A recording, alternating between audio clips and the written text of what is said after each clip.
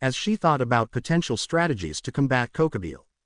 As they were thinking about this, Izuku pulled up some historical strategies against a singular opponent who was more powerful than a whole group that was taken out with a massive army. And the only one who came up was the battle between the Persians and the Spartans, and how 300 Spartans held back 10,000 men from Persia for multiple days before being finally overwhelmed by the fact one of their own betrayed them for Persia. As Izuku kept his eyes on this particular historical fact of strategy, he made sure to try and keep his memory of the event memorized in his mind so that he could try and use the 300 Spartans strategy of holding out until the enemy couldn't fight anymore. It was that moment that Rias had decided to wake up from her impromptu nap on Izuku's bed, as he turned around to find her waking up. "Where's Ravel-chan?" Rias asked, as she rubbed her eyes. "She's in bed. We have a big opponent to be fighting in the next few days." As soon as they find out one of their own was killed a few days ago, as well as the fact that their only weapon they stole is gone, they will be searching for who stole it, Izuku said, as he stood up from his seat and stretched. Rias watched as Izuku's body had lifted the shirt he was wearing, showing some scarring on his upper torso from burns of the past. He was still sculpted like an Olympic swimmer during the Winter Olympic Festival that is held around the world. "Are you sure that we can defeat Kokobile?" Rias asked, as she looked at Izuku. "With my current power, no. I'm not strong enough on my own in order to take down Kokobile. With my own power I can reach to maybe about half of his full power, but that's it," Izuku said, as he kept trying to come up with ideas to fight Kokobile. He had come to Rias earlier that day with a warning that he would make his attack the next night at the end of the week, and they needed to be prepared. "We need to get you a weapon that would mesh well with your physical fighting. Can you incorporate your brawling fighting style with a more rehearsed sword fighting style?" Rias asked, as Izuku looked over at her. "Yes, I can, but that would take around weeks to master for me to do. I won't have enough time to master that within a few minutes or hours into the night. Kokobile is too powerful as well as smart enough to not allow me to gain that kind of knowledge. Even with a change to my fighting style, it wouldn't matter since he will still be stronger than me as well as faster and more intelligent than I am. We would need to catch him so off guard that he wouldn't be capable of either blocking an attack or dodging one that would allow us to gain an advantage," Izuku said, as he started to mutter to himself. Rias had found herself watching Izuku's muttering spree with fond eyes as she smiled at how his analytical mind took off for analyzing an opponent who wasn't in front of him. "What kind of powers does Kokobile have control over? I am sure that he has control over light considering his angelic descent, but what am I missing in my arsenal in order to pose a hard threat to the man?" Izuku muttered to himself as he subconsciously made notes on his opponent, and made a rough sketch of what he believes him to look like. Suffice to say, Rias is surprised that the young man had managed to get the fallen angel Kadri's face almost exactly correct except for the facial expression and ears. "Well, we need to get the others prepared at Kuo Academy in order to launch a counter-offensive against Kokobile when he comes tomorrow," Rias said, standing up from his bed. "Sure. Want me to wake up Ravel?" Izuku asked, as Rias looked at Ravel's room. "No, she needs to stay out of a fight like this. We need to keep her out of a fight of this caliber for a little while longer until she is strong enough to handle herself on her own," Rias said, as Izuku nodded. Entering the kitchen, he found Goro and Mickey looking sickly as he walked over to them as he made sure they were all right.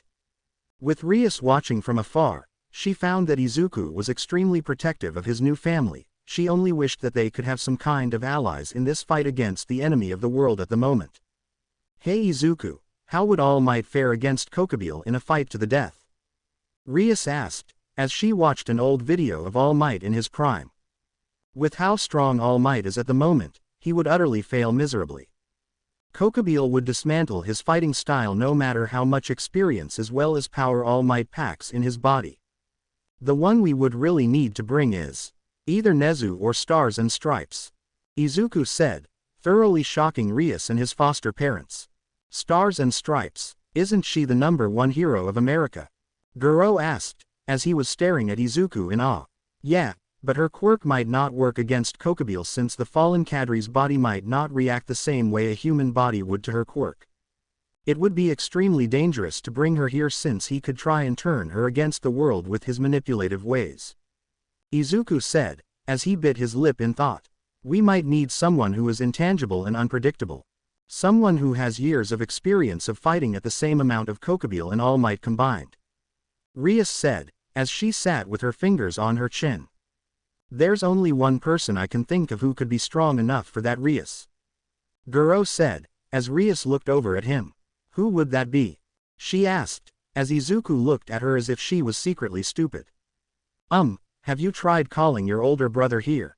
Mickey asked, confused as Rias became alarmed immediately. We cannot bring him here, Rias said, urgently as Izuku looked at her confused. What do you mean? We would only need to bring one super devil here and your brother would be the perfect one to do so. Izuku said, as he looked at Rias confused. My brother is a Sis-Con. If he finds out that I cannot handle my territory that he gave me, then I would be showing him that I'm not prepared for handling a territory on my own. Rias said, as Izuku thought about another devil within the devil faction that was on par with Sears's Lucifer, Rias' brother. Isn't there another super devil within your clan that can handle Kokubile on his own? Mickey asked, as Rias thought about it further. There is a Juka Beelzebub, but I'm not sure if he would take Kokubile on his own or not. He might just seal his powers away in order to have Izuku just fight him on his own. Rias said, as Izuku thought about another devil. How about Seraphol Leviathan? I was told by Genshiro-san that Sona has an older sister who would do anything to keep her sister safe from any kind of harm. Izuku said, as Rias sighed. It's the same reason with Sona. Her sister is really protective of her and will not allow her sister to save her without it being extremely important. Rias said, as Izuku sighed. This is getting us nowhere. Why can't the Governor General of the Grigori come here and help us? Izuku said, exasperated. Well, that's easy. It's not my jurisdiction to be in this territory. A new voice said within the living room, sitting casually on the couch like it was no big deal. Wait, what are you doing here, Azazel? Izuku called out, as everyone jumped a few feet away from the Governor General of the entire Grigori. Well, color me surprised that you all didn't notice me appearing behind you all within your little conversation. Other than that, I came through the front door. Really got to put a lock on the door to prevent burglars. Azazel said, chuckling. What are you talking about? The door's always locked, Izuku said, as Azazel looked at the now destroyed door. Well, shit, the man said, as the door to the home just now fell to the floor with a thud. Is he going to pay for that? Guro asked, looking surprised as well as fearful. Don't worry, with some magic it will be back to normal in a couple seconds. Azazel said, as he swiped his hand on the door as it magically was replaced with the one on the ground. So the reason you can't fight Kokubile is because of the fact that this isn't your territory? Izuku asked, as Azazel nodded. Can you send someone who is strong enough to defeat Kokubile? At someone who can help us? Rias asked, as she looked at Azazel. I can, but he is currently doing a mission for me at the moment. But oh well, I can send him after his mission is complete. He will be at the fight near the end of it though, he will want to see how Izuku here fights. Azazel said, as he stood up and made a magic circle to disappear. Once he was gone, Izuku looked over at Rias as she knew who the person who was coming was just from the look Azazel gave Izuku. It's the white one, Izuku said, as he softly growled. As Izuku and the rest of Rias' peerage waited in front of the school, they had Sona prepare her own peerage in order to create a barrier over the school so that the group could take down Kokubile on their own for now. Once they entered the place, they found that Kokubile and another man were beginning a new magic spell that would be incredibly dangerous. What do you mean that the Excalibur weapon was stolen from Freed? Kokubile said, as he glared at the man. I mean, Freed was killed days ago. He never returned from fighting that devil on the streets. The other man said, as Kiba noticed the man immediately. Valpyr, he called out, running towards the old church archbishop.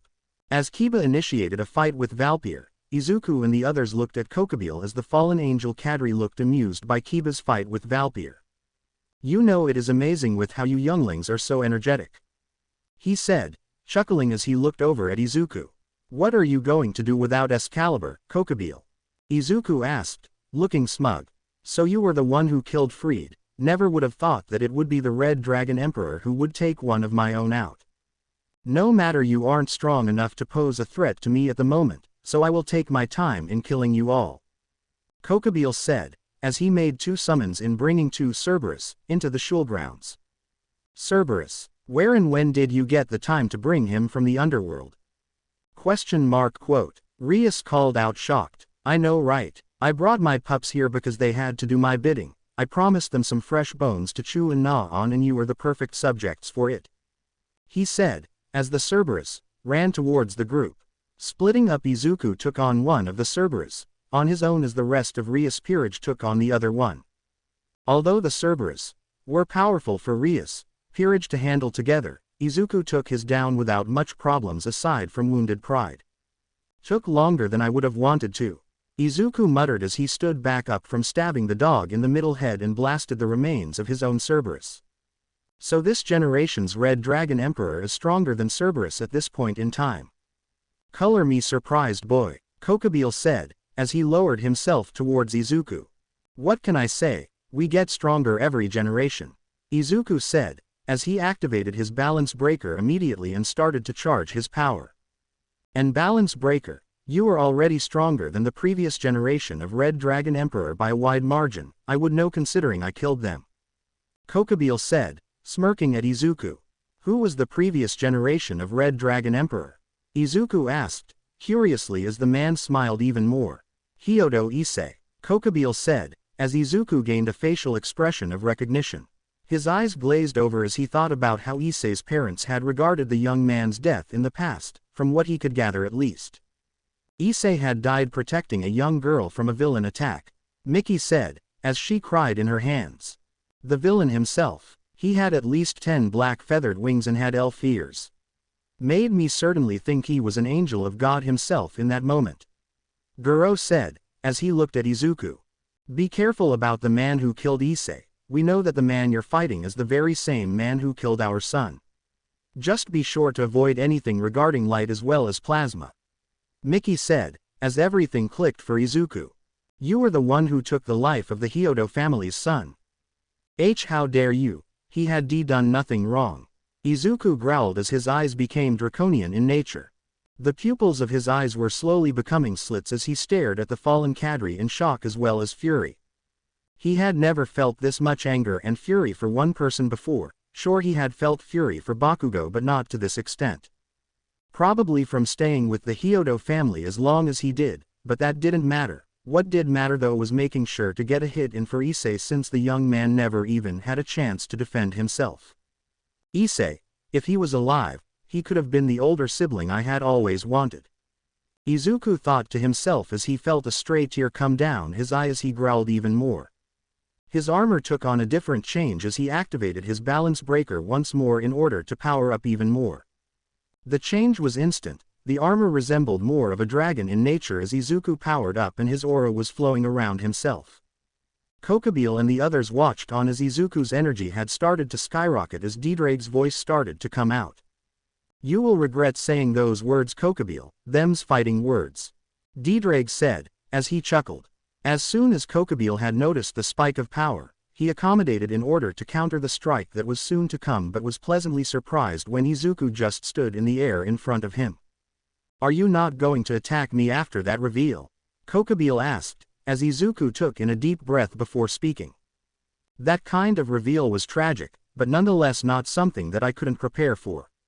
Izuku said, before noticing the confused expression on Kokobile's face. What are you going to tell me next, that God's dead? Izuku asked, as Kokobile looked particularly disappointed in Izuku. Wait, that was really true. Izuku called out as everyone at the battlefield had looked like they'd seen a ghost. How is that possible? Rias called out, as Kokobile decided to move on from the shocking display of what he assumed was a completely stumbling idiot of a person. God died in the Great War between all factions just after the battle with Didrake and Albion when they were still in their original forms. Kokobile said, as he smiled. The result of this information was one of the peerage had been completely unconscious from this kind of information as her mind couldn't take it. Izuku landed on the ground as he started to charge up his boosted power in order to take Kokobile off guard. Off with Kiba, he had managed to create his own balance breaker in the form of a sword that was black on one half of a blade and white on another, as it was dubbed by him as a sword of the betrayer. He used the blade to cut down Valpier as he wasn't useful anymore to the battle at hand, and with everyone ready to fight Kokubile they had prepared to fight the man. Izuku had finally finished charging his power as he kept a close eye on Kokubile in order to try and blast him away with everything he would have collected. As soon as Kokubile had taken his eyes off of Izuku, that was the moment Izuku went for a strike against the fallen cadre. Izuku disappeared from his spot, moving so fast that the eye for low-ranking devils couldn't even comprehend, but not fast enough to be able to catch Kokubile off guard. Because as soon as Izuku was right behind Kokubile, the fallen angel had turned his body enough to where he could peek at Izuku from the side of his eye as he gave a smug smirk as Izuku threw a powerful right hook towards Kokubile. That would prove to be Kokubile's mistake. Izuku threw the attack expecting to be countered, and he was correct as the man countered with a blow to Izuku's stomach as Izuku smirked in the fallen's face. As soon as the air was taken from his body, Izuku opened his chest cavity of his armor as he blasted Kokubile with all the power he could as his power moved down to the level he was before his armor mutated massively. It even went back to the original form of his balance breaker as he landed on the ground, and the results of his attack were definitely showing on Kokubile's body as he stood with burn marks on his entire body. Smiling to himself, he had managed to land a hit on Kokubile without him lowering his guard as well as being damaged too badly. Everything was going perfectly as they looked at the fallen as he lowered himself to the ground with fury etched onto his face as he glared hatefully towards Izuku.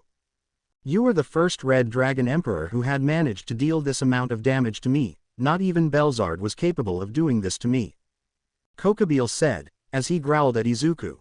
"Don't know who that is, but I think you know. But we will not be giving up that easily," Izuku said, as he got into a fighting stance. Kokubile kept his calm though as he took in a deep breath as he disappeared from sight of the other members of Rias Peerage as he appeared in front of Izuku as the young man had anticipated this movement. As soon as Kokubile appeared in front of Izuku, the boy was quick to react as he blocked a hit to his left arm with his gauntlet as he was pushed back. Kokubile had moved after his initial attack as he pulled 2 feathers from his wings in order to power them with light magic to harden their edges. Izuku had a feeling that Kokubile could do something like this because he knew that another human with a wing quirk could do the same on a telepathic level. They moved about the field as Kiba had thrown Izuku a blade of his own, a sort of betrayer to be exact, in order to clash blades with Kokubile. With every clash with the weapons, Izuku saw sparks from both weapons as he blocked as well as parried every blow as best as he could.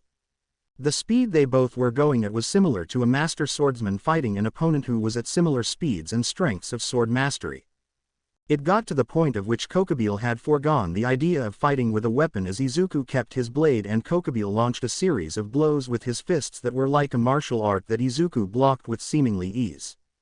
Their speed increased as Kokubile used more and more of his power as Izuku struggled to keep up in terms of both speed and power.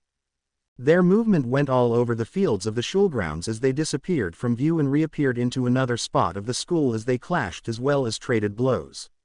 Whenever Kokubile had landed a terrifying punch to Izuku's chest, the young man had swiped a glancing blow with his leg on the fallen's arm in order to make the hit less damaging as possible before disappearing. Kiba and the others decided to get into the fray as they took on Kokubile together, and it was seemingly starting to work. Until Kokubile used a shockwave from his wings to push everyone away from his fight with Izuku.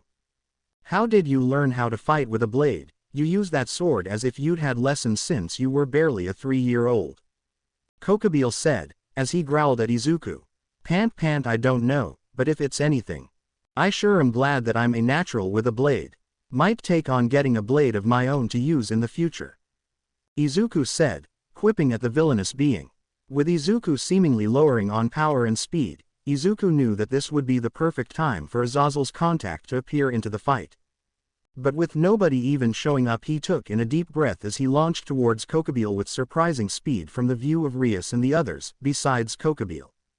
Kokubile had entered the clash again as they struggled to defeat the other in terms of fighting style. Izuku knew that his sword fighting clashing would soon break Kiba's sword as he thought about something he wanted from his own power. "Didrag, you think we can create a powerful blade that can withstand Kokubile's powerful strikes at full power with our aura?" Izuku mumbled to himself as he clashed with Kokubile. "As far as I am concerned, you need imagination about what you wish to use for a weapon, so long as it can be used in a fight. D-Drake said, as Izuku nodded. Serena, you think you can give me enough power in order to pull something completely reckless off? Izuku asked his familiar in a taunting tone. As long as you will your power to reach mine, I will give it. Serena said, as Izuku smiled in his fight as his power started to increase slowly. It didn't go unnoticed by anyone though. A second wind isn't going to help you in this fight against me, devil. Kokobile said, as he increased his power somewhat to counter Izuku. Don't worry, Kokobile, not increasing my power in order to fight you further. Just doing something completely reckless. Izuku said, as he tossed Kiba his blade as Izuku placed his hand in front of himself as if summoning something.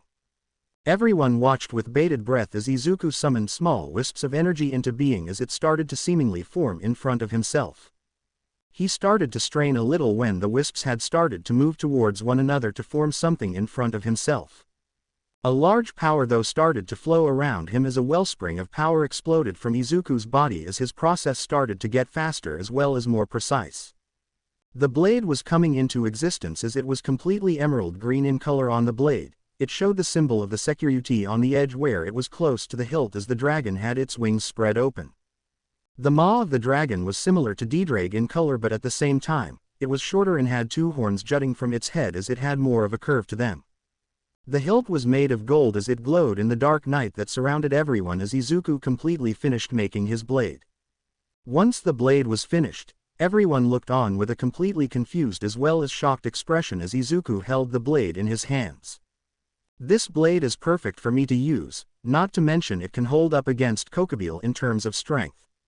I might have to upgrade it in the future though, Izuku said, chuckling as he swung the blade around before he thought about what he should name it. I wonder, what would a sword's name should be for something so? Emerald in color, Izuku mumbled to himself as he held the blade in front of himself. I know, Emerald Serenity, Izuku said, as he happily swung his katana around the air as he smiled down at his new blade. As soon as everyone, but Kokobile, smiled at Izuku, the young man had gotten back into his fighting stance as he glared at Kokobile. It was here that the barrier holding them all within the shul grounds had broken apart as a massive white light appeared in the sky floating down towards them all. As the unknown figure appeared in front of them all, Izuku noticed how the armor was similar to his own, but much sleeker in nature. D-Drake, is that who I think it is? Izuku asked, audibly as D-Drake gave a grunt before speaking. So this is this generation's Hakuryuko. It's been a long time. Albion, D-Drake said, as the new arrival looked over at Izuku. D-Drake, and it appears to be that you have your next generation of security within your grasp. This one seems more powerful than that pervert who was killed completely by surprise. Albion called out. Everyone watched on as the new arrival made mincemeat of the slightly weakened Kokobile and knocked him out after taking off his wings in all but a singular movement. As soon as Albion's wielder had landed on the ground in front of Izuku, the mask came off to reveal a silver-haired young man as he smirked at Izuku. Your power is already many hundreds of times stronger than that pervert. Just know this, Midoriya Izuku, I will defeat you when we have our fated battle. Make sure that you are prepared for it when we meet again. The person said, as Izuku stared on in confusion as he placed his new blade into his gauntlet. But before he could do anything else, he felt a fist entering his gut as he felt massive quantities of pain entering his system as he collapsed to the ground unconscious. Izuku, Rias called out in worry as she ran over to the downed form of Izuku. Don't worry about his safety, he's fine. Just made sure he would actually fall asleep, he used too much power in making that blade of his. The new arrival said, as Rias looked at the man. What's your name? You saved us all from Kokobile's machinations. Rias asked, as the man walked over to the spot he landed. You will find out about that later, but you can call me Valley, the man said, before leaving the area.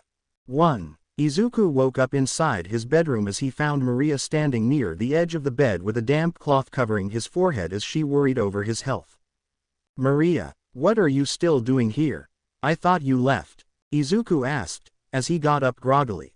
You really think that I would leave the one person who saved my life when my own faction wouldn't? You really have a hero complex, don't you? Maria asked, fondly as she laid Izuku back down on his bed. "What happened?" Izuku asked, as Maria sighed. "Rias and the other peerage mates of yours had decided that they would help Sona in repairing the damage dealt to the school in your fight against Kokobile. But Rias found me walking around your house with nothing to do and had me take care of you until you woke up. You also have something growing in your blanket," Maria said, blushing softly as she left the bedroom. Looking down at his blanket, he found his morning wood standing tall and proud as Izuku sighed in exasperation as he went to take a cold shower. Once his shower was done as well as his body placed back in its place, Izuku started to make some breakfast for everyone in the house as he looked over at Miki, who was showing signs of pregnancy. Izuku pulled the woman into a hug as Goro looked over at Izuku with a smile. "To think that it took you about 4 months before you called us mom and dad. Your previous parents missed out on you growing up, not to mention the fact that you lost your V card to that prissy girl." Goro chuckled as Ravel had appeared inside the home as soon as that was stated. Walking over to Izuku, she pulled him into a hug as she hugged him from behind as she leaned into his warmth. "Ravel-chan, you should probably head to my room to get some sleep. I will make sure to get you some homework from your teachers," Izuku said, as Ravel looked at him. "Don't worry about it, we will be having the next few days off since the school has had a gas leak," she said, as Izuku nodded. Moving around the house, Izuku made sure that the place was completely cleansed from all grime as well as dust. Ravel helped him with some of the areas where he couldn't reach on the lower portions of the floor, but it felt like she was teasing him whenever she bent over. Hell, even Maria had noticed how Ravel was trying to search for attention and was actively challenging the other girl for Izuku's undivided attention. He was helping do outside chores in cleaning the yard when the door received a knock on the door.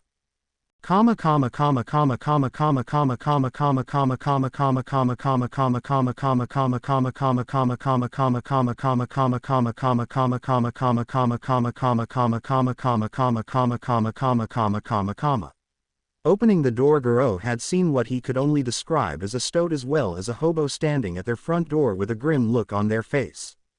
"Is there a Midoriya Izuku living here?" the stoat asked, as Goro had gained a recognition look on his face. "Principal Nezu of Ua, what are you doing here?" Goro asked, as the hobo looked into his eyes. "Don't avoid the question, Hyodo-san, we are searching for Midoriya Izuku. Do you have him living in your home?"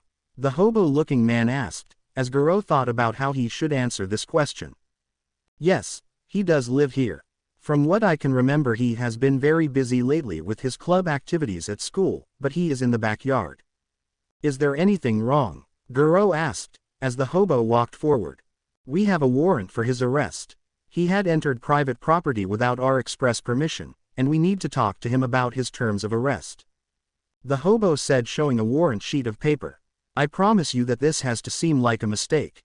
Can't you just give him a chance to prove himself not guilty at least?" Goro asked worriedly. "Don't worry, he won't be going to prison. We just need to discuss the terms of the arrest as well as make sure that he doesn't do this again," Nezu said, as both him and the hobo were sitting on the couch drinking some tea. Just as they were about to devolve into a fight, Izuku had entered the home from the backyard as he looked over at the two heroes in question. "Oh, you've got to be fucking kidding me," Izuku said, as both heroes looked over at him with confusion. "What is with the language?" Miki asked, as Izuku moved away from both Ua teachers.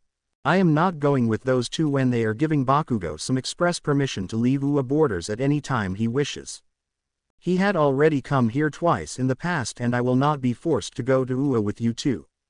I would rather be placed in prison, not like I will be kept there for long," Izuku said, as he ran out the front door with both heroes behind him. The hobo was running after Izuku at an extremely fast pace as he ran after Izuku, but for some reason whenever the hobo was using his quirk on Izuku it wasn't working, as Izuku was more capable of using whatever quirk he had, from Hobozawa's paw, as the young man continued to increase his speed. Izuku eventually led the hobo over to the warehouse district as he hid himself within the many warehouses as he kept himself out of the hero's sight. Eraserhead, otherwise known as Aizawa Shota, one of the best underground heroes in the world presently. I really need to make sure that he doesn't try to erase my control over D-Drake. I'm not sure if he can even do that. Izuku thought to himself as Dedrag started to speak to Izuku in his head. I'm sure that he had been using his quirk on you the entire time, and I was still able to create a connection to your mind. He can't take me away from you when you use the balance breaker as well as my powers. Dedrag said, as Izuku nodded. With that information given by Dedrag, Izuku was far more inclined to fight Eraserhead. Although he may be at an experience disadvantage, he was more powerful and faster than the hero himself. Stepping out of his hiding spot above Izuku, Eraserhead himself landed in front of the boy as he jumped back, gaining distance from the hero. Eraserhead, Quirk Erasure. You can erase the quirks of those who don't have mutation quirks. But you won't need it against me, Izuku said, as Eraserhead stared at him. You don't have any mutations on your body that would be independent of your body. So my only option left is that you have a quirk that is either resistant to mine or is an erasure type as well. Eraserhead said, as he glared harder, activating his capture scarf.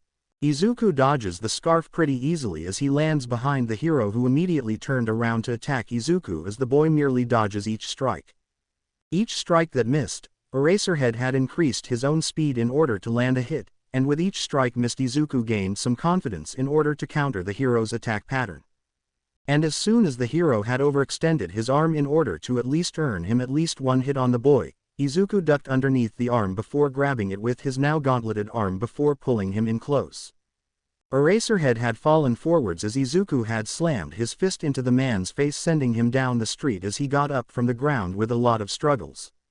I cancelled out your quirk. Are you telling me that you're quirkless?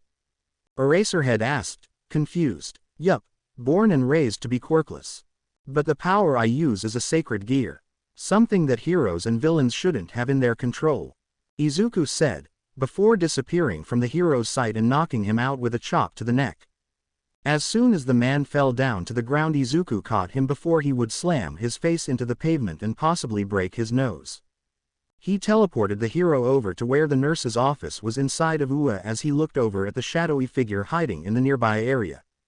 Nezu, I know that you're there. You don't need to hide from me, Izuku said, as Nezu came out from hiding. You merely toyed with Eraserhead, didn't you? Nezu asked, as he walked closer to Izuku. I was, because my strength is more than enough to handle him without Dedrag, Izuku said, as Nezu gained a concerned and confused expression. Dedrag, who is that? Nezu asked, as Izuku looked at him with a deadpan expression. You already know what a sacred gear is, right? Izuku asked, as he stepped away from the principal.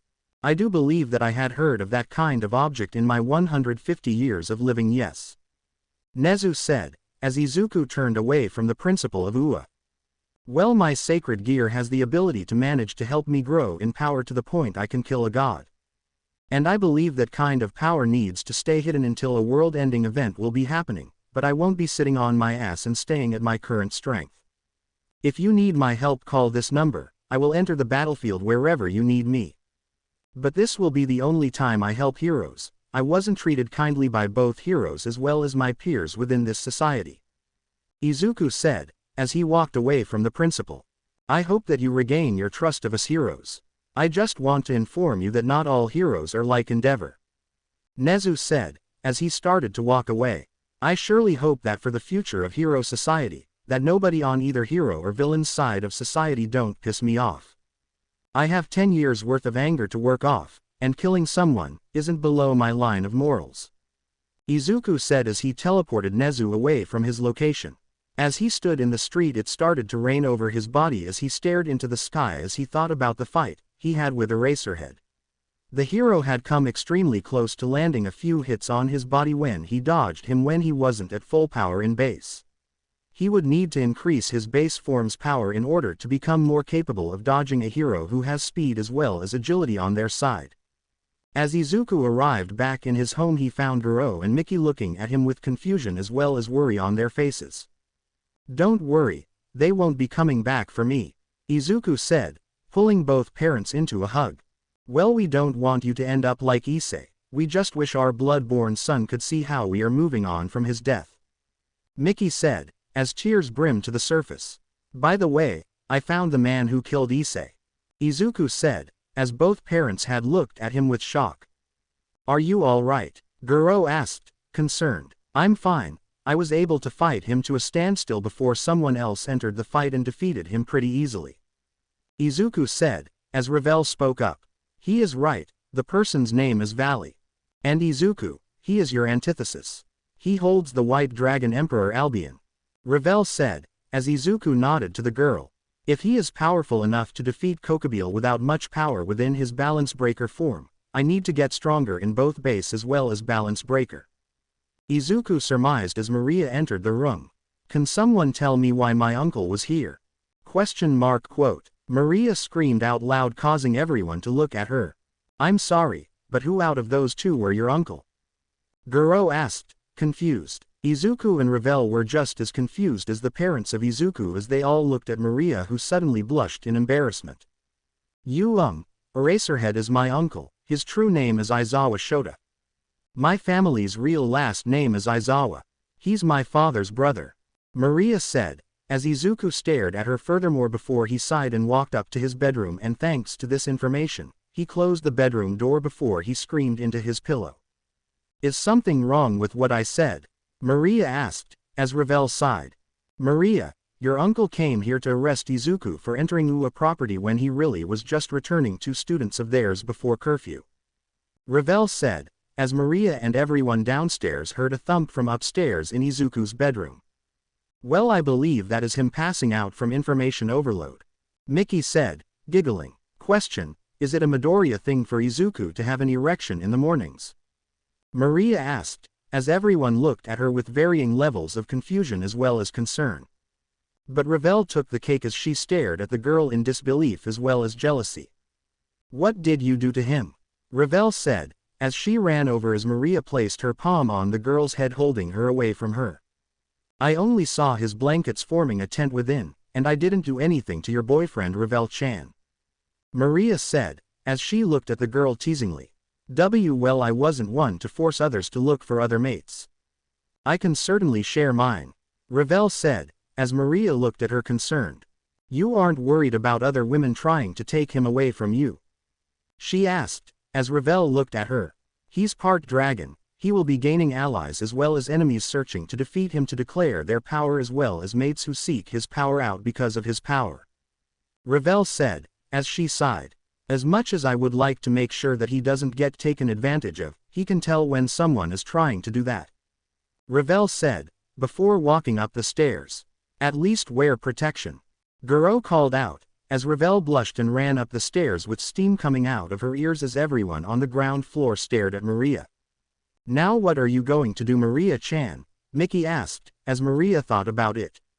Well, the church probably believes that I'm dead, so I guess I can stay here and become a part of Izuku's harem. I think that's what it is called at least. He will be getting a lot of mates because of the draconic blood within him. Maria said, as she walked up the stairs.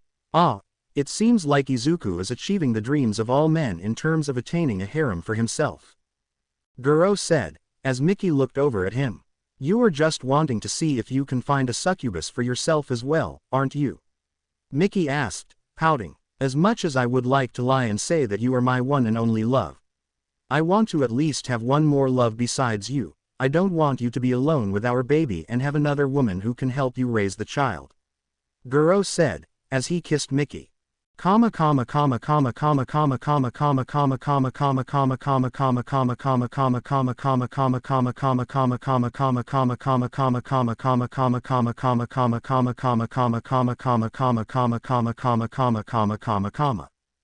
Ua, Nezu and the other teachers look at one another as they look at the recording of Izuku fighting Eraserhead. They were completely confused as to how this boy could dodge each and every attack of their best underground hero they have on campus alone. He was toying with Aizawa, by the way. Nezu's voice came out as everyone looked over at him. What are you talking about? Aizawa asked as he looked at Nezu. Aizawa-san, you were going at full strength, right? Nezu asked, as the man nodded. The young man here was not even using a tenth of his full power against you. If I had to make a complete educated guess about where his power is at when at full strength, it is at least All Might in his prime levels of strength, or All for One's prime of power. Nezu said, as everyone looked at him concerned. We should have that kind of firepower on our side. He could aid us in creating a more peaceful era of peace like All Might did. Vlad King said, as he stood up from his chair. I apologize, but he has no wishes for being a hero for our society. He has told me things that were quite concerning about our current society, and they are very bad problems for if we are to regain his trust again. Nezu said, as Recovery Girl looked at him. You're talking about the heroes who are only in it for fame, as well as money and rank, aren't you? Recovery Girl asked, as Nezu nodded. Because of all the heroes around nowadays, everything has been more about what your quirk defines you as. And those who are quirkless as well as have extremely weak quirks are bullied relentlessly for it. And because of their status as a really weak individual, they are seen as easy targets for bullying as well as being put down for their dreams. Nezu said, as he looked over at Toshinori Yagi, otherwise known as All Might. So what are you going to do about our current system? It is already falling at the seams since my retirement is coming fast. All Might said, as he looked at everyone. Well, Toshinori, it seems like you really need to retire right now. That way everyone will have a lot of time to combat villainy early on so they can handle the stress of the job without you around. You really screwed things up by having yourself be the ideal hero with nobody even trying to reach your levels of harrowing except Endeavor, who created a child to do so since he couldn't. But that is aside from the point.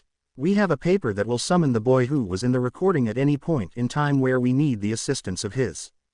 If he is truly as powerful as he says his is, he will be capable of defeating opponents as well as putting them down for good, if the time ever came for us to use this paper.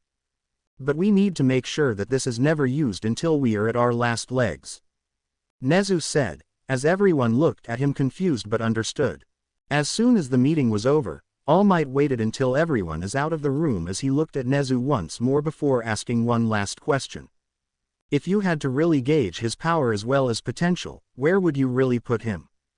I have a hard time believing that I could put him down at full power as well as even more in my prime.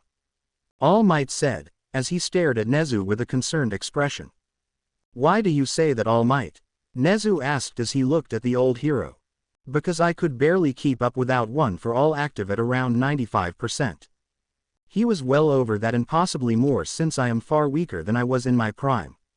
All Might said, as he grimaced in slight pain as a phantom pain in his left abdominal muscles twitched as well as throbbed. I hope you are wrong about your assumption, All Might, because if you are correct, then that means that his power is on the rankings of Z ranking like your quirk's strength. Did you find a successor like you had wanted? Nezu asked, as All Might shook his head no. The only one who seemed like he could handle the power of my quirk was the boy in the video. I know he has heroic traits, but I can't seem to understand why One for All seems to resonate with him. All Might said, as he got up from the table before leaving. Where are you heading to, All Might? Nezu asked, as All Might smiled. I want to see what that kid has against someone like me. If he can defeat me with ease like he says, then that means that I can leave the safety of the world in his hands. I might even give him One for All to further enhance his power. All Might said as he smiled to himself as he left. Out of the corner of All Might's vision, a large deer appeared in front of him with a smirk on its face as it bowed to him as All Might walked over to it. Who might you be? He asked, cautiously. I might have a way to heal you from your injuries. My name is Serena. And I am the familiar of Midoriya Izuku. Serena said, as she smiled at the number one hero's face of complete shock. Izuku walked through the halls of Kuo Academy. He was looking for someone to help him around the place since he was delivering some papers to Sona so they could be brought to the principal of the school. As he found his way into Sona's office, he knocked on the door before being let inside as Sona's peerage had taken the papers from his hands and let him off with a smile. While he was walking back to his classroom, he heard that the parent day as it allowed one's parents to come to the school in order to learn what their children have been learning at the school. He smiled sadly to himself as he thought about his biological parents. They were the ones who abandoned him at birth, and he didn't know why they did. But he was happy with his surrogate family within the Hyodo family as they had done more for him than his real parents ever did. Sitting down in his seat ready for the first class of the day, he heard movement outside of the classroom and as he looked towards the door, he saw the parents of some of his classmates enter the room. Izuku smiled to himself as he saw the 6 months pregnant Miki smiling over at him with Goro standing next to her, keeping her from slipping or falling over. Shaking his head in fondness, Izuku refocused on the lesson that was about to start as Izuku kept his mind in the lessons that was being taught to the class. Once the class was over, the parents who arrived at the school had talked to one another, getting to know one another as they walked through the school. Izuku arrived at his class that had him try and learn how to mold some clay in order to show what he could create from the vast emptiness of his brain as well as mind. Thinking about it, Izuku thought about what he would like to create, so he decided to create Dedrake's powerful look in clay form. He would start with the legs and move upwards as he made sure that the legs as well as arms were proportioned properly, as he moved on to the wings, which would be one of the tougher parts. As he was making the wings, Dedrake was whispering to him what they looked like so that they would be as close to the real thing as possible. Once the wings were done, Izuku moved on to the neck and head as he thought about what Dedrake looked like and continued on like nothing happened. Once his sculpture was complete, he sat back to look at the creature that was shown to him as he smiled to himself as it looked almost like an exact replica of Dedrake in his prime. Even Dedrake was impressed with how detailed the sculpture of himself was as it showed his golden horn, and he watched as Izuku started to pull out some art supplies in order to color it in. What happened next caused everyone in the class to look at him in shock as well as awe. He continued to work on the coloring of Dedrake in his respective color scheme, and everyone was seriously feeling like they were nothing compared to Izuku's artistic style. Once the coloring was complete, Izuku's sculpture was an almost exact replica of Dedrake minus the slight difference in size.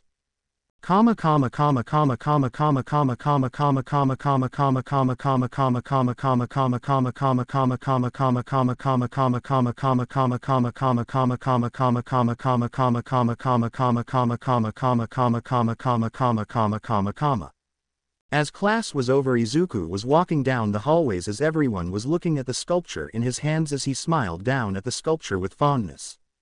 I think I could become an artist in terms of sculpture creations. What do you think, Dedrake? Izuku asked, mumbling. I think that it could be a great way for you to earn some money on your pastimes. It could also increase your artistic skill. You already make sketches for heroes whenever you see a new one. Dedrake said, as Izuku nodded to himself. As Izuku walked through the hallways even more, he soon found Goro talking to Searzek's Lucifer, the one in charge of the underworld. He smiled at how the man was becoming friends with Rias' older brother as well as the man's own father. Izuku smiled at their interaction as he could only wish he knew why his own real father and mother abandoned him at birth. He knew that it had to be a reason that was plausible, but he couldn't help but have a feeling of being inept when it came to learning about his parents. Why would they place me in an orphanage? One of them was a literal dragon, so why would they try and place me in an orphanage? Izuku thought to himself, as he began to doubt himself. The seed was there, but he was feeling sad about the fact that his true parents didn't have the time to see him. Looking away from Goro and the other parents as well as Searzek's, Izuku walked over to where the ORC was located as he heard Rias talking to some of her other servants. Hey Rias Bucho, Izuku said, as he walked up to them holding his sculpture in hand. Hey Izuku, nice sculpture. Rias said, as Kaneko gave him a thumbs up. Akano looked at the sculpture as a very alluring smile came upon her face as she looked into Izuku's eyes before noticing his sad look. Are you alright, Izuku? Akano asked, worriedly as Izuku schooled his features immediately. I'm fine, just thinking about something.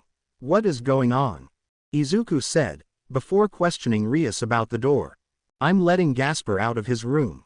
Big brother told me that I've gotten strong enough to control Gasper from getting out of hand. Rias said, as she unlocked the door. Once the magic sigil on the wall, it caused the door to open slightly as Izuku and the others entered the room to look inside. Izuku soon found a box in the corner of the room as he walked over to it and sat down in front of it as a meek voice came from the box. Everyone else watched on in either amusement or concern as Izuku moved to the box and sat down in front of it. Who are you? A meek voice came from inside the box. My name is Midoriya Izuku. I am the pawn of Rias Grimori Senpai. I want to meet my senior in terms of being in the peerage. Izuku said, as he stared at the box with a soft expression. My name is V Vladdy G Gasper. Nice to meet you Midoriya-san. Gasper said, as he introduced himself as well as showed Izuku a small portion of his head. Izuku slowly raised his hand from his sculpture and slowly moved towards the boy, who watched it very closely as Izuku slowly placed it on the boy's head, giving it a soft rub. And as everyone was looking scared about what might happen from this interaction, they watched as something weird happened. Gasper started to lean into Izuku's touch and even climbed out of the box in order to be within Izuku's calm aura. Well, that solves getting him out of his box, Rias said, offhandedly amused. Ahaya Rias Bucho, Gasper said, as he smiled from within Izuku's lap. The boy continued to give the smaller boy menstruations on the head that caused Gasper to sigh in relaxation. I've heard that those who are scared react better to those who are nicer, as well as telegraph what they want to do. Not only that, but if you are gentle with them, they will be able to get out of their fearful shells much better, Izuku said, as he placed his sculpture in Gasper's hands so that the boy had something to hold onto. Izuku, you do know that Gasper is a boy, right? Akino asked, as Izuku looked at them all. I do. Gasper is a boy's name after all. Not to mention that I'm getting serious vibes that Gasper is a crossdresser, Izuku said, offhandedly, as Gasper had nodded at Izuku's assumption. How did you know that Gasper liked to cross-dress? Akino asked, confused. When I was younger, around the age of about 9, I had tried to cross-dress myself. But I found that I didn't like dressing like a girl. But I don't make fun of others who do so, that isn't what a hero would do. Much less All Might, Izuku said, as the girls and Kiba smiled at Izuku. No matter how much hero society had tried to beat him down, the young man could still show some kind of trust in heroes to mention that it wouldn't be heroic to make fun of others' likes and dislikes. Once Gasper was completely calm with Izuku nearby, they all went outside in order to train the boy so that he could get some semblance of control over his sacred gear, which had the ability to freeze time, except for those who were either far stronger than him, or had the potential to become stronger than he was. They were in the middle of the backyard of the orc as Izuku had managed to get Gasper to fully get into the training with a goal in mind. If he managed to do some kind of training before whatever was happening with the 3 faction leaders today, then Izuku would make another clay figurine for the boy. Needless to say, the boy took to training like a fish to water. But there were some complications.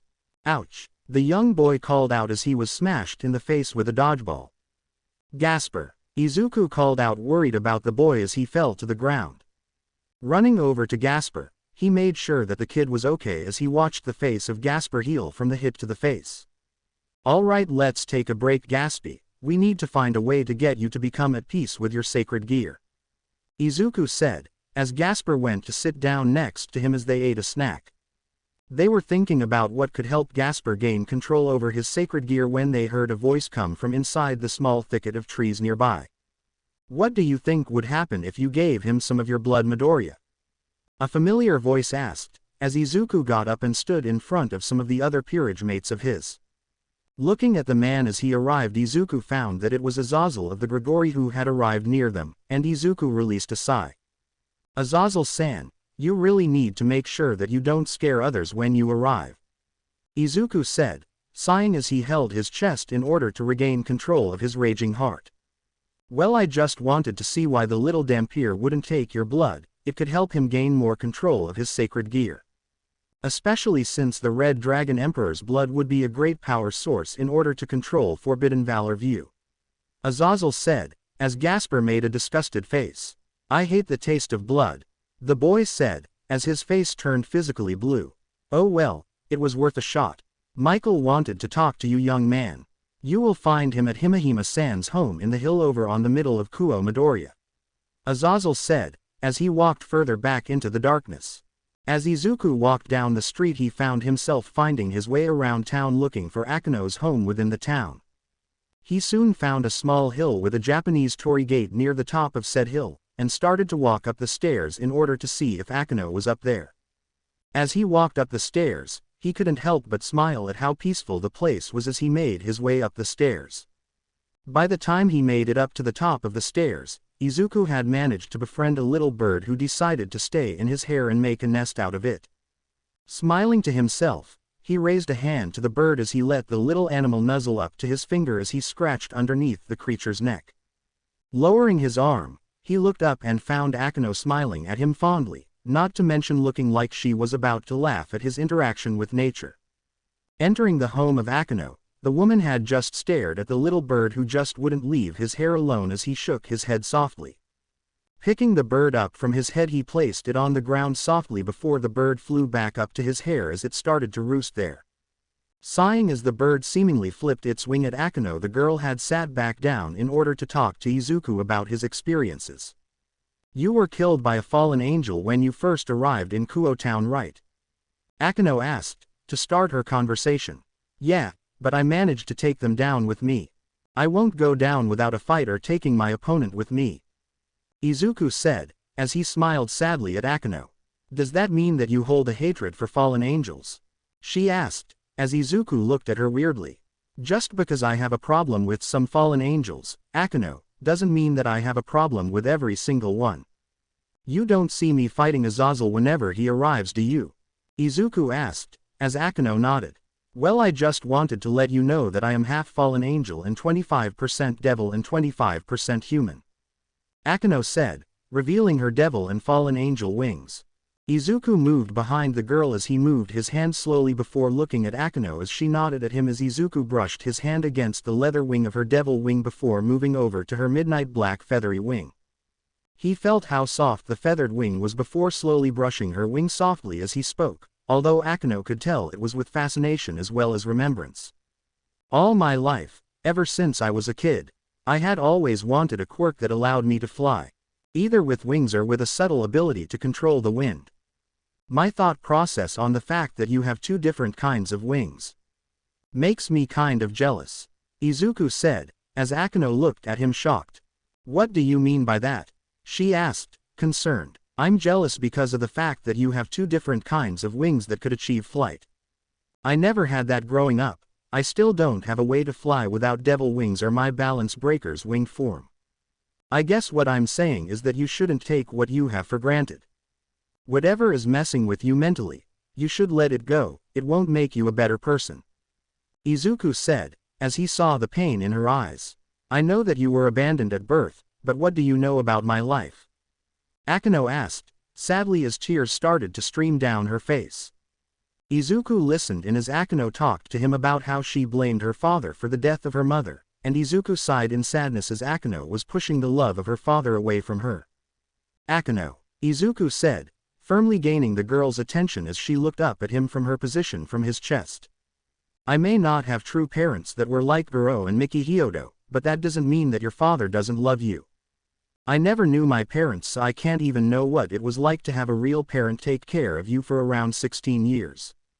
But from what I can tell, your father didn't want you or your mother to be placed in danger, it was why he was gone for a good portion of the time you were a child. But I personally believe that it was your mother's family that sent those assassins after you and her. From what I believe, they were not exactly okay with your mother marrying a fallen angel cadre," Izuku said, as Akano looked at him with confusion. "What are you talking about?" she asked, confused. "What I'm talking about, Akano, is that humans do not like a change in whatever traditions they have. Your mother married a fallen angel cadre after saving his life from certain death, and once their feelings for one another grew to the point that you were born. That means that her family disowned her since they would have most likely wanted her to continue the family line with pure humans," Izuku said, as Akano gained a sad expression. "Your father returning home to kill the assassins at the last second, he was incredibly guilty that someone found out about his relationship with your mother. You can take as much time to forgive him for making your life as dangerous as it was for the first 16 years of your life, but please, don't make the mistake of keeping your father out of your life. Because you might not be capable of ever saying something you've always wanted to tell him before you lose that family. He is the only family you have left. I can only hope that you can reconcile with your father and rebuild your relationship with him," Izuku said, as Akano nodded before a white light appeared in the room. As soon as Michael had arrived in the room, he never noticed how there was a moment between Izuku and Akano as the girl was pouting at his appearance. "I apologize for the interruption of whatever this was. But I have a meeting with Midoriya Izuku, and it is definitely urgent," Michael said, as he stared at Akano with a soft small smile. Getting the message, Akano started to fix herself before leaving Izuku to the Archangel as she left the two alone. Looking at Michael, Izuku watched as the angel had stared at him with a smile on his face, before Izuku bowed to him. "It's nice to meet you, Michael-san. To what do I owe the favor of meeting you here?" Izuku asked, as Michael smiled at him. "I've come here to thank you for the protection of one of our followers during her time of duress. I can only hope that you can protect her further within your home, but please make sure that she is married to you before you do anything further," Michael said, as Izuku made a slight comment. That might have to be her own decision. Because she is already making comments about being in a harem with me. I don't know why she is talking about me creating a harem of women, but I certainly hope that it is only made because of the girls finding they like me for me, not the power I wield," Izuku said, as Michael nodded. "As a dragon, you are more than capable of finding a mate within both humans as well as within the supernatural world.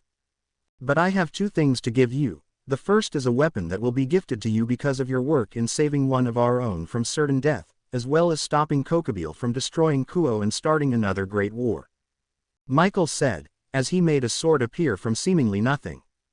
The sword that appeared from nowhere had a golden claw-like formation for the hilt that had 3 claw-like protrusions, as 2 were on the sides as well as 1 pointing from the middle coming out of the side. For about 5 inches of the blade, a purple hue was taken form on it in the middle of the blade itself, with another golden hue extending from the point of the purple point at the edge of the purple portion of the blade. The handle of the blade was cyan blue in color as it covered the handle in its rubber glory, but within the rubber cyan color of it was a small piece of crimson diamond in the middle on both sides of the handle. The ball of the handle was more like the edge of a tail for a dragon that was golden in color. It glowed in the air as Izuku placed his hands on the blade itself. As he held the blade, something within himself felt like it was connecting to the blade on a spiritual level as he felt unimaginable power move from the blade and enter himself. His body gained a light green hue of an aura as it moved about himself as he smiled at the blade, and Michael looked closely at Izuku's eyes. A small portion of them were showing a new color inside them, was slowly changing from their emerald glow and changed slightly to a more jade look. As Izuku summoned his gauntlet, he placed the blade at the gem as the gauntlet was taking the sword into itself as Izuku felt the blade merge with his body.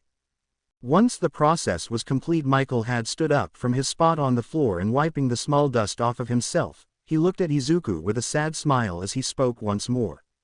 "Now for the second gift I was here to inform you about. You wanted to learn about what happened to your parents, correct?" Michael asked, as Izuku looked at him confused. "What are you talking about?" Izuku asked, as Michael looked sadly at him. "I am talking about your real parents, the ones who helped in your creation," Michael said, as Izuku gained a slightly worried and sad look. "See, can you tell me what happened to them? Or where they are?" Izuku asked, as Michael looked at Izuku. "I can tell you that they are not within the world of the living. Not anymore. There were people who were after them, a group who call themselves the Hero Faction, but not the heroes who wield quirks as you know them," Michael said, as Izuku looked sad before nodding. "Thank you for giving me closure on my true family. Can I ask something else though?" Izuku asked, as Michael looked at him with his back to the boy. "What is it, child?" he asked, as Izuku took a deep breath. "Is Mordred my ancestor?" Izuku asked, as Michael smiled. "Your ancestor is of the Knights of the Round Table, Mordred. I truly believe that you are her descendant, and I certainly hope you live up to her tale as a warrior. She really loved to fight opponents who were either stronger than her or could give her a challenge," Michael said, as Izuku was left in the home with tears in his eyes. Looking to the sky, he could only hope and pray that they were all right wherever they were at, and he had one thought go through his mind. "I will make sure to master fighting with a blade, in order to show my ancestor that I am worthy of being her descendant." Leaving the shrine with a new weapon in hand, gauntlet, Izuku made his way down the steps as he thought about what the future would hold for him. As he made his way across the vast town that just seemed to get bigger and bigger the longer he stayed within the place, he felt something glow inside his pocket. Looking down and pulling whatever was in his pocket out, he found that it was his slip of paper that he had left with both Uraraka and Najire.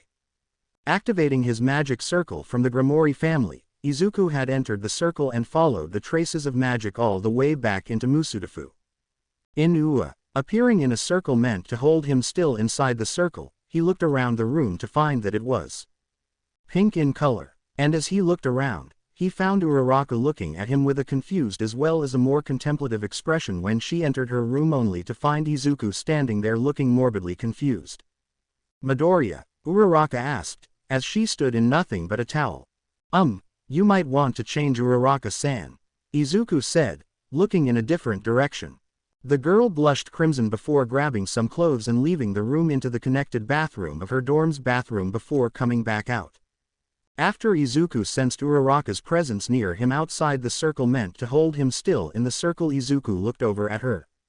She was wearing a green shirt as well as blue shorts that extended down to her knees. It really made her look beautiful to him. "So what did you wish for me to do, Uraraka-san?" Izuku asked, as the girl blushed slightly as she remembered what she did in the shower.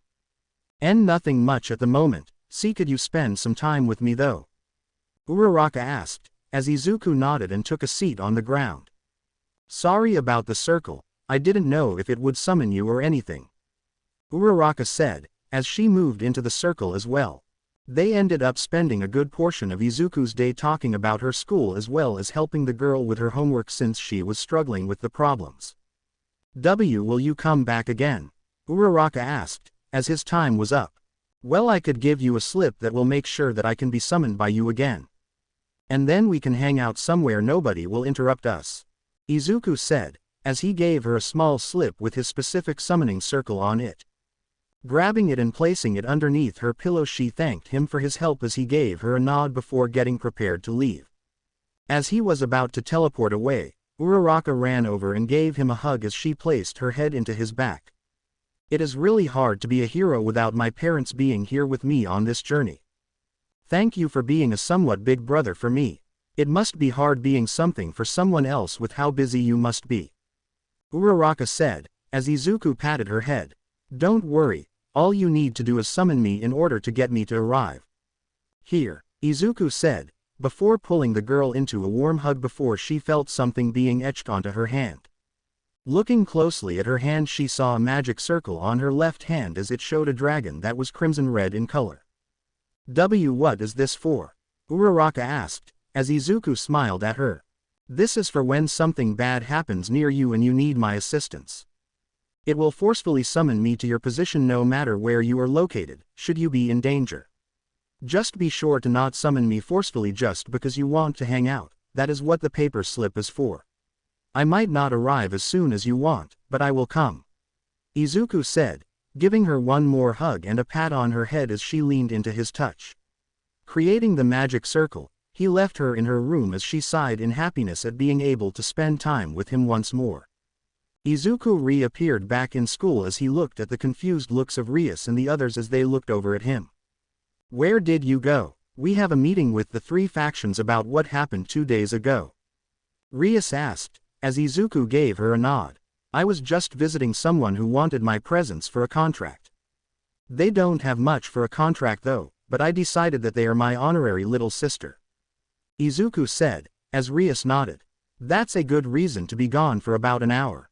Well, the meeting starts within the next one, so you should make sure that you don't have any more calls during the day before then," Rias said, as everyone nodded and got to work. Whilst everyone was busy, Izuku pulled Kiba away so that he could train with his blade with the young man. As the young man had noticed Izuku's resolve for learning the blade, Kiba smiled at him as they went to the backyard in order to learn how to fight one another with a blade. "So you wish to present yourself more similar to a knight? What brought this on?" Kiba asked, as Kiba sent a strike towards Ascalon as Izuku blocked the strike and parried the blow. "I'm not sure that anyone has told you this, but I am the descendant of Mordred." I wanted to be sure about it and had Rias look at it, and she was completely confused by that notion, so when I received Ascalon, I decided to become better at sword fighting. Although I wish that Ascalon was more akin to a katana," Izuku said, as they clashed blades in the backyard. "Well, you should create your own stance with your blade. With that found you can create your own style of fighting with a blade. From what I can remember when I was within the church, Mordred's legend of being a knight had her being extremely proficient with a blade. You are kind of the same, just slightly worse than she was stated to be," but with time you might become better than Mordred was in her prime. Kiba said, as they moved about the backyard faster than the eye could see. They had even garnered a crowd who watched as the two had clashed blades. The students of Kuo had noticed the clashing of blades in the corner of the school as they went to watch the two of them. Even the Kendo Club members had come over to see what was happening, and they were surprised by the two, being so proficient with bladed weapons. With the two so absorbed by their small battle in the backyard of the orc building, they were clashing blades as well as making quips at the other in hopes of distracting the other in order to bring about their win. It was near the end of the sword battle that Izuku had just barely lost and had his weapon tossed from his hand and land in the ground that Kiba thrusted his weapon near his throat that caused Izuku to raise his hands. "I give," Izuku said, smirking. "Well, that was a good training session. Never had someone that was able to keep up with me during a sword fight. Not even the Knights of the Phoenix family could keep up with me during the raiding game," Kiba said, as he stretched his arms. Izuku picked up his blade as he turned to the left as he felt like someone, or multiple people, was looking at him as he saw their little fans staring at them both in awe. "That was amazing. We didn't know you both could wield a blade like that. We should have asked for you both to join the Kendo Club," Murayama called out from where she was at. Izuku and Kiba looked at one another before they walked towards the orc as they gave them all a wave before entering the building. Izuku summoned his gauntlet and placed Ascalon back inside of the gauntlet as he smiled back down to it, his own very weapon that he could use against an opponent. They arrived in the top room with Rias and the rest of the peerage as they found Sirzex as well as Serafal with them waiting for their guests from the other factions within the Christian faction as a whole. "It's nice to finally meet this current generation Security. My name is Sirzex Lucifer. What is your name, Red Dragon Emperor?" Sirzex asked. The man was a male version of Rias but much taller and many times more powerful from what Izuku could feel from the man's powerful aura alone. "My name is Midoriya Izuku. I just moved here about almost a year ago, and I can't wait to meet more factions as well as their people in the future," Sirzex-sama, Izuku said, as he stiffened his body. "Don't call me that, just call me Sirzex. I don't like being formal with others. You can do the same with Serafal. She is just a big cis-con like I am," Sirzex retorted as Izuku nodded. Once the introductions were over, the other leaders of the factions within the Christian faction as a whole had appeared in the room. It was dusk outside and all the students except those who were a part of the supernatural world were awake at the moment. "We are all here for this meeting. I hope you all are ready for it to begin," Sirzex stated as every leader who was present nodded their heads. "All right, we can start with you, Michael," Azazel said, as the angelic being nodded. "From what I can believe, we need to set a certain number of rules regulating the amount of a certain faction's influence within a certain territory," Michael said, as the talks began. They talked mostly about political things that had to happen as well as sharing information about future events that will come to pass. That was when Azazel struck. "How about we put this all in a treaty and be done with it?" he asked bluntly. "What are you talking about?" Michael asked, confused. "We have been dodging the issue at hand here. My personal cadre Kokobile had attacked the Devil's territory because he wanted another great war. We all don't want that, right?" Azazel asked as he got a bunch of nods. "Well then we have that stated. We can put this all on a treaty and give each faction a token of our wishes for not starting another war with one another. I promise to give you both all information about current sacred gear wielders within my knowledge of existence," Azazel said, as everyone nodded. "What about you, Sirzex?" Michael looked at the Devil King. "We devils will bring both factions a way to reincarnate humans into their ranks in order to increase the number of angels and fallen angels back to their normal numbers before the Great War had even happened." "What about you, Michael?" Sirzex informed before questioning the angelic man. "I had already given my gift to your side, Sirzex," Michael said, smiling at Izuku with a hopeful smile. Izuku stepped up and pulled out his gauntlet and showed all the leaders about the holy weapon that was given to him by the leader of the angels. "You gave a devil Ascalon?" Azazel asked, curiously. "Yes, his proficiency with a blade from what I could see of the battle with the Knight of Rias Grimori was very good. On par with a very young Mordred from her youth," Michael said, as everyone looked at Izuku with a confused expression. I think he means that I am a lost descendant of... Mordred," Izuku asked, as all three faction heads looked even more impressed with him. I'm glad to have you on our side then, your strength could be used against the enemies of our pantheon. Searsex said, creating a treaty paper to sign with everything stated on it. As soon as all the leaders had signed the paper, they all looked at Izuku as well as the silver-haired man standing behind Azazel. Can we trust this generation's Sekiryuki and Hakuryuko to keep their hands tied for this treaty? Searsex questioned as Izuku thought about his reason for being a devil. I would like to rise through the ranks of the devils in order to attain my own peerage. It's not like I don't wish to stay with you Rias, but I would like to have my own adventures in the near future. Izuku said, as Rias nodded, happy that Izuku is thinking for himself. Well, with that stated, this treaty is made to keep us together. Azazel said, as everything froze. Looking around, Izuku found that his allies except for Rias were frozen as if time had stopped. Those whose power was above the one who froze time were perplexed at best. It seems Forbidden Blur View has been activated. We need to either kill the host or get him to stop it. Can we trust you Rias to save your servant with the Red Dragon Emperor? Azazel asked, as Izuku was already at the window. We have company outside, Izuku said, as everyone looked out the window. Once Rias had left the place, Izuku had jumped out of the building and created a distraction so that Rias could find her servant as well as Kaneko, who was supposed to protect him from any and all harm. As Izuku flew about the field of appearing magicians, he looked over at his antithesis and smirked at the man. How about a bet? Whoever defeats the most enemies gets a free shot at Azazel. Izuku asked, as the man smirked at him. You're on. Never thought that a Red Dragon Emperor could attack someone. The man commented, as Izuku snickered.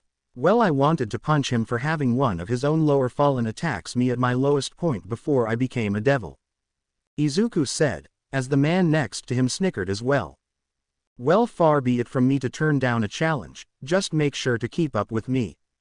The man said, before flying off with Izuku not far behind. Whilst Izuku and Valley were attacking the magicians that were attacking the meeting of the three factions, Rias had finally made it into her servant's room only to find him held up against a wall. Glaring at the magicians forcing his sacred gear's activation, she immediately killed them all before freeing the young Gasper from the forced sacred gear activation. As Rias freed Gasper from his chains against the wall, he deactivated his sacred gear on his own as everyone gained their freedom of movement once more and joined the defense of keeping the faction leaders safe from all harm.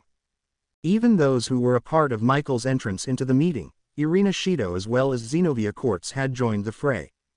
As Izuku landed in front of the two girls fighting some grunts, he sliced a few magicians behind them who were waiting for a moment to strike, causing the two to look at him with his own blade being brandished on his arm. As that Ascalon, both girls screamed out, as Izuku smiled at them. Yup, was a gift from Michael to me. I held back Kokobile as long as I could before the White Dragon Emperor had arrived. Focus on your opponents by the way, Izuku said, jumping away as both girls had defeated their opponents with their weapons. Izuku flew through the skies as he took down magician after another, and as soon as it seemed like all of the magicians were defeated, Izuku landed on the ground and let out a sigh before someone else arrived on the battlefield. Looking to the sky, he found that there was another fighter who was Satan class in terms of power alone, but from the skills she used against Seraphol, she was at least high-class devil in terms of skills alone. Is it just me, is that Satan class being literally weaker in terms of skills compared to Seraphol? Izuku asked, offhandedly unintentionally getting the woman's attention.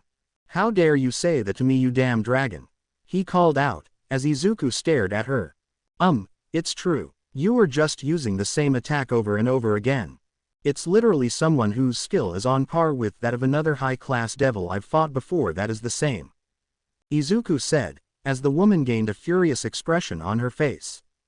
I will show you true skill, you bastard. The woman said, changing targets and moving towards Izuku at a fast pace. Izuku used the boosts he had gained from the fight and used them on his senses as well as reaction times. He watched as the woman came at him with a massive spike in speed as well as power, and she went to use the same attack she tried to use against Seraphol on him. Dodging the attack immediately from the reaction time he had against Bakugo in the past, he had jumped around the woman and landed a harsh hit to her lower back, sending her flying away from him towards a pile of dead bodies. As she caused a small explosion from the bodies being landed on, she flew towards to him as fast as she could, as she used a varying amount of power as well as skill that showed that she was a mere power type of enemy. No skill being used against him, she was just using pure power in order to kill him, and Izuku started to fly about her as she missed shots in her rising fury. He landed a few blows against her as she increased her speed in order to at least land one attack on him. Izuku then thought that it was enough time being wasted against her as he impaled her with Ascalon through the gut. As blood poured down the blade as she looked down at the holy weapon entering through her torso, she glared at Izuku. "You will not like what happens next," Izuku said, as he placed his power within the holy weapon as it glowed white as the woman screamed in pain as light energy from the weapon had pulsed through her body. Izuku pulled the weapon out as he started to swing in rising and falling arcs as he cut her body into miniature pieces as her body parts started to float in front of him long dead. Izuku placed his hand out on the other side of the blade, using it as a blockage of a bright light as he blasted the remains of her body into ashes. As he used his magic to create a sheath for his weapon, he swung the blade around before tossing it into the air and leaning over, and the blade landed in its sheath over his back. "Always wanted to do that. It feels incredible to be able to copy Trunks from Dragon Ball Z." Izuku gushed to himself in the air still before he was kicked to the ground from above. As soon as he hit the ground, he knew who attacked him. It was Valley, as the man had landed on the roof of the old school building where the ORC was located. "I am impressed with your ability with the blade. It was even more powerful than someone else who was the descendant of King Arthur," Valley said, within his sacred gear's balance breaker. "Well, I can't really stop myself from stating that I'm the descendant of Mordred. But I would rather not become a king though. I don't feel like taking that responsibility at the moment," Izuku said, as he cracked his neck. "What did we just say?" Azazel groaned as Izuku looked at the man. "I sort of made a contest to see who got the most magicians to see who could get their chance to hit you first. I guess he took that literally and smacked me instead." Izuku chuckled as Azazel looked unimpressed with Izuku.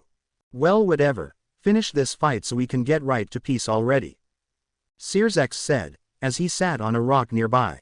Looking up at Valley, the man had entered the air with his sacred gear as Izuku placed Ascalon back into his boosted gear's gem as he entered his own balance breaker and took to the skies.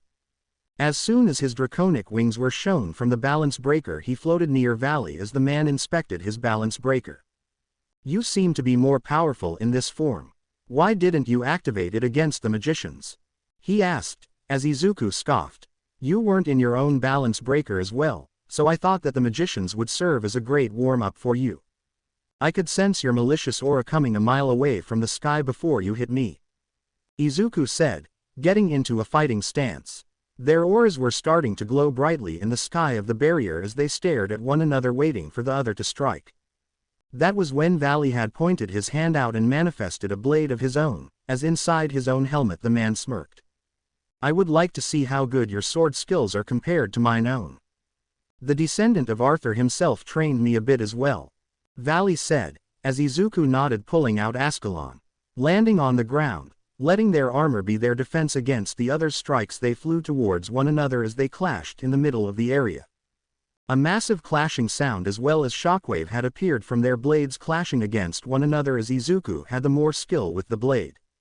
As they traded blows with their weapons, Izuku's sword skills were becoming more and more sharpened as he did more and more risky attacks that garnered their risk-filled attempts as Valley had moved backwards in order to distance himself.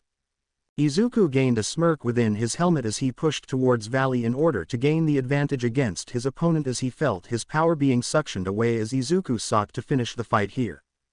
Disappearing from sight, Valley looked around to look for Izuku as the young man appeared behind him as Valley immediately blocked a hit that came from behind him as Izuku disappeared again and appeared in front of the man and sent a kick at him, sending him rag-dolling across the ground. Valley got back up as Izuku had appeared in front of him again with a speed not seen before. He entered his balance breaker as he sliced in a downward arc towards the downed Valley as the young man had rolled over to the right to have the shot miss. Izuku pointed his left hand over at the rolling Valley as he blasted him back into the air,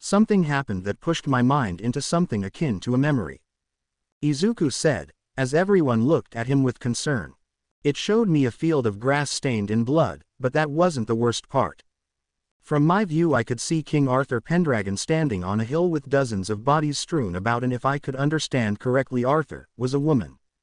She was crying over the loss of her people as well as those she thought as extremely close to her. I heard another feminine battle cry as seemingly I was fighting Arthur. The fight didn't last long as Arthur pierced my chest with a lance. Once the lance pierced through my chest in the distant memory, I heard her say something. Izuku said, as Azazel was shocked at this confession. What did Arthur say exactly? Azazel asked, as Izuku looked at him with a tear in his eye. She apologized. She didn't want to hurt anyone but left her no choice. But the feminine voice I heard, that I believe was Mordred speaking, spoke up, stating that she only wanted to wield Excalibur as the true heir to the throne. Izuku said, as Azazel and everyone got to thinking. You might not just be a descendant of Mordred herself. You might just be some freak reincarnation of the woman only in human form. It explains why you love to fight strong opponents like Valley. Not to mention the dream of becoming a hero. Azazel said, as Izuku nodded. And just as the group were leaving, Izuku felt himself being forcefully summoned away from the area as he released a sigh. I'm out of a fight for at least a few hours only to be summoned forcefully, Izuku said, before disappearing.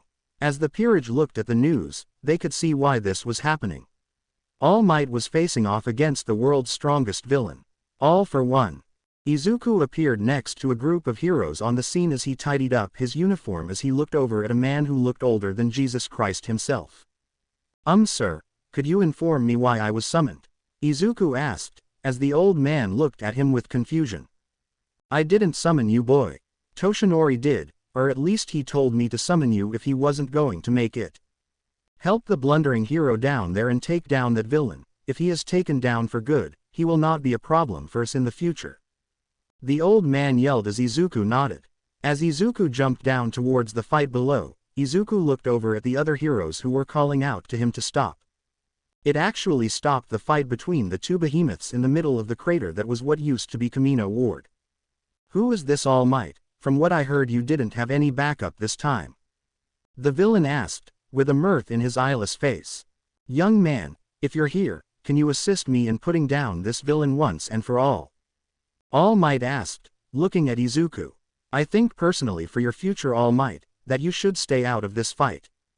From what I can see, you have a student to teach, correct? Izuku asked, standing next to the giant of a man. Are you sure that you can put him down forever?